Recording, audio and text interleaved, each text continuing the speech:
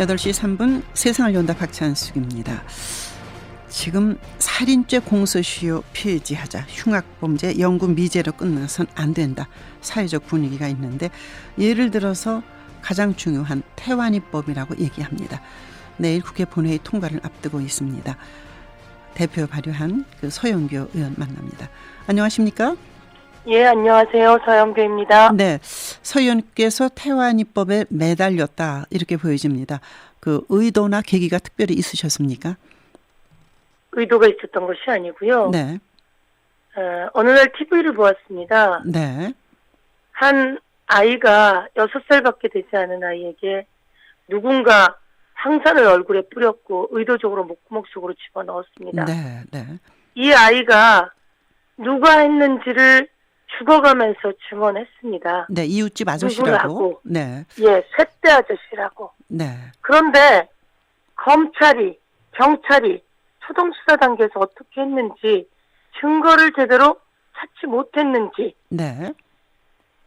용의자는 있는데 아이는 그렇게 뒤집어 쓰고 죽어갔는데 네. 우리는 범인이 없어요. 네. 그러면 이게 15년 동안 이 상황이 이루어졌고 끝내 범인을 잡지 못하는 상황에서 15년이라고 하는 공소시효 때문에 이 아이는 왜 죽었어야 했는지, 네. 왜 그 고통 속에 갔어야 했는지, 네. 이 부모는 알 수 없고 이런 흉악범죄를 저지른 범죄자는 그냥 네. 사회에 용인되게 되었습니다. 네. 그것을 보고 마냥 울다가 아차, 내가 국회의원이지, 네. 내가 저것을 도와야겠다. 네. 그래서 돕고 끝내는 공소시효를 없애야 네. 이 피해자 가족 속에 남아있는 고통의 네. 이 고통, 이것을 위해서라도 범인을 끝까지 추적해야 되겠다라고 생각해서 이 법을 발의했습니다. 네, 잘하셨습니다. 근데 이제 살인죄에 대한 공소시효가 15년이었다가 2007년에 25년으로 늘지 않았습니까? 네. 이제 결국은 이제 25년으로 늘은 게 8년밖에 안 됐는데 이걸 또 고치는 게 부적절하다 이런 얘기가 있는데 사실은 아까 말씀드렸습니다만 개구리 소년이니 뭐 한두 가지 사건이 아니지 않습니까? 하성연쇄 살인. 예. 이거를 지금 좀 때늦게 공소시효 폐지한 것 같은데 그 법사 그 소위의 그 속기록을 보니까 국회의원들 야단 맞아야 되겠더라고요. 바빠서 나가야 되고 뭐 이러는데. 그러는 사이에 네. 태완이법은 6월 26일 날 공소가 끝났습니다. 자, 그래서 중요한 거는 말하자면 이른바 태완이법이라고 불리우는 이 법에 결국은 그 부모의 한을 풀어줄 길이 없어진 거지 않습니까? 그걸 포함시킬 수 있는 방법은 없습니까? 우선 너무 미안했습니다. 제가 법원 쪽에도 공소시효 폐지가 진행되고 있으니까 지각시키지 말아달라 그랬는데 법원이 어느 날 툭 지각을 시켜버린 거예요. 그러게 말이에요. 그래서 너무 태안이 어머니한테 미안했고 태안이한테 미안했고 국회의원은 신중하자는 동 뭐 하자는 동 이러다가 지나갔습니다. 그런데 우선 태안이 어머님이 이렇게 얘기하셨습니다. 네, 전화 직접 하시고 그러시죠. 네. 예, 제가 미안합니다. 아니 태안이라고 이름까지 지었는데 태안이는 정작 빠지니 미안합니다라고 했더니 막 우시면서 의원님 그래도 또 다른 태안이가 나오면 안 되니까 통과시켜 주십시오. 두 가지가 있었대요. 안 돼, 태안이도 넣어서 해줘라고 할까? 아니면 지금 이거라도 통과시켜 달라고 할까? 그런데 이거라도 통과시켜 달라고 하더라고요. 그래서 제가 너무 미안하고 고맙소. 그럼 이거라도 통과시키고 태완이는 이제 영구미제로 남았는데 모든 국민이 알고 있으니 다시 이 흉악한 범죄 말씀처럼 개구리 소년, 연쇄화집과 성살인 사건 그리고 태완이 거는 나중에라도 성립할 수 있지 않겠냐. 반인륜적인 범죄를 없애기 위해서 이렇게 좀 생각하고 준비하려고 합니다. 내일 이제 본회의에 올라가죠?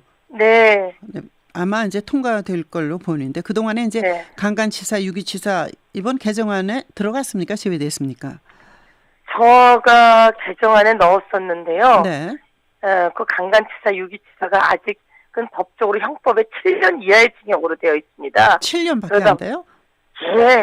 그렇더라고요. 그런데 이제는 강간해서 살해하는 게 제일 무서운 거잖아요. 그럼요. 유기해서 살해하는 게 제일 무섭고 아동학대해서 살해하는 게 제일 무서워서 네. 그것을 형법을 고쳐서 살인죄에 해당되게 제가 좀 고쳐놓으면 네. 이것도 자연스럽게 그 공소시효가 없는 살인죄에 해당될 것 같습니다. 네.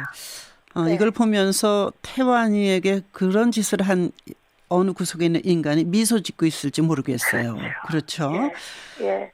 외국의 경우는 이제 살인죄에 대한 공소권 문제, 이건 그냥 영구미제로 남기지 않고 완전히 끝까지 가는 걸로 돼 있지 않습니까?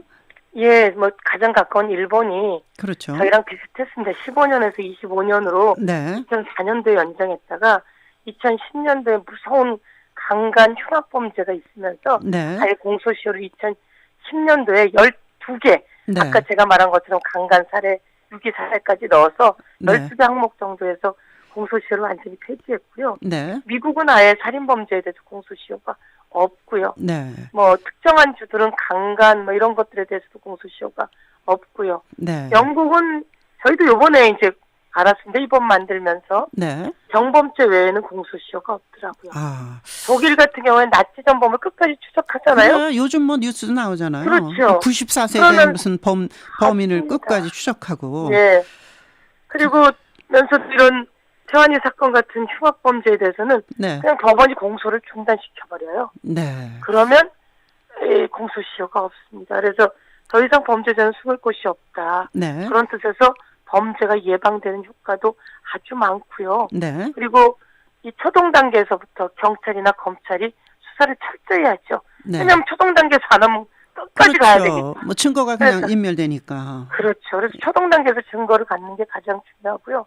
디지털 수사, 뭐 과학적 수사 기법으로 30년 전 것, 300년 전 것도 지금은 범죄자를 찾아내게 됩니다. DNA를 갖고 있기 때문에 몇십 년 전 사건도 지금 이제 드러나고 그렇죠. 잡고 이러는데 네. 이렇게 흉악범죄가 어린이를 그냥 막무가내로 죽인 게 어떻게 공소시효라는 이름 속에 묶여 있고 마지막에 이걸 왜 기각했을까? 부모가 다시 그걸 했을 때 그러니까요. 이게 며칠 상관에 일어난 일이잖아요. 며칠 상관에 일어난 일입니다. 예. 예, 사회적으로는 아픈 사람이 있는데 네. 저도 사실 몰랐어요. TV를 보다가 알게 돼서 더 열심히 뛰고 네. 이것을 보고 쫓아다니고 네. 그 법으로 만들게 되었는데 어떻든 이제 미소 지을지 모르는 그 범죄자는 네. 또 자기의 잘못을 흘릴 가능성이 생길 것이고요. 네. 저희는 이제 요거는 한 걸음 뛰었습니다. 네네. 살인죄에 대해서 공소시효를 폐지하는. 그러면 이제 기존의 범죄에 대해서도 소급하는. 네. 과거에 저희도 그런 예가 있습니다. 네네. 5.18 범죄자에 대해서 소급해서 처벌을 했고요. 예. 그다음에 반민특위 사건도 아주 오래됐지만 했고요. 친일 파들이 자손들이 자기네 친일 재산 지키려고 할 때도 소급해서 했고요. 아하. 이제는 그런 역사적인 사건이 아니라 반인륜적, 반인권적, 반아동적 범죄에 대해서도 소급해서 할 수 있다라고 하는 것이 상징적으로 가능할 수 있을 것 같습니다. 네, 지금 이제 앞으로 노력을 해야죠. 네, 바로 이제 이 문제에 있어서 태완이법에 있어서 그 태완이라는 16살짜리 6살짜리. 6살, 16년 전에 일어난 6살짜리 태완이 사건을 국민적 공분이 있기 때문에 이걸 소급해서 할 수 있는 방법이 있어야 된다고 국민들은 생각하실 것 같습니다. 아니, 지금 폐지되었으니까. 그렇죠. 이것도 원래 이 사건은 2007년도에 아까 말씀하셨듯이 25년으로 공소시효를 늘릴 때 그때 태완이 사건이 공소시효가 만료되지 않았습니다. 그래서 거기다 한 줄만 다는 거죠. 그렇죠. 아직 공소시효가 만료되지 않은 사건은 25년으로 모두 다 연장하는 과정 속에서 연장할 수 있다. 그렇게 해서 부진정 소급표라고 하는 것만 달았어도 연장이 될 수 있었을 텐데 그때 저희가 하지 못했던 거죠. 그래서 이번 법안에는 부진정 소급표 공소시효가 만료되지 않은 것은 모두 다 폐지됩니다. 모든 법이 말씀드리면서 사실은 범죄자를 끝까지 추적해서 그 엄벌에 처한다는 것은 다른 범죄가 일어나지 못하도록 하는 예방적 효과가 있다는 그것이 굉장히 강한데 왜 이렇게 법사 그 소위에서 그 검사 출신 변호사 출신 그 의원들의 그 속기록을 보니까 서영교 의원만 못하더라고요.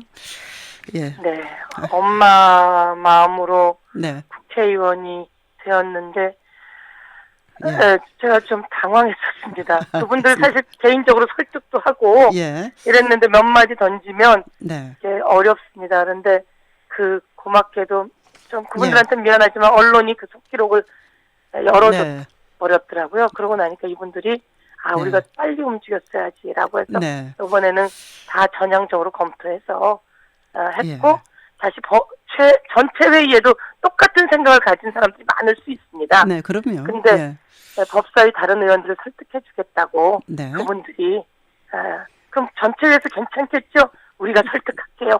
그렇게 말했던 분들이 그렇게 얘기하시더라고요. 아마도 그렇게 했을 경우에 일어날 작은 그렇죠. 파장과 작은 부작용을 너무 크게 생각하셨을 거예요. 그렇죠. 아마도. 잘 알겠습니다. 그걸 생각하다가 이 파장이 더 커버린 거죠. 그러게 말입니다. 공소시효에. 남편 되는 변호사로부터 도움 받으셨어요?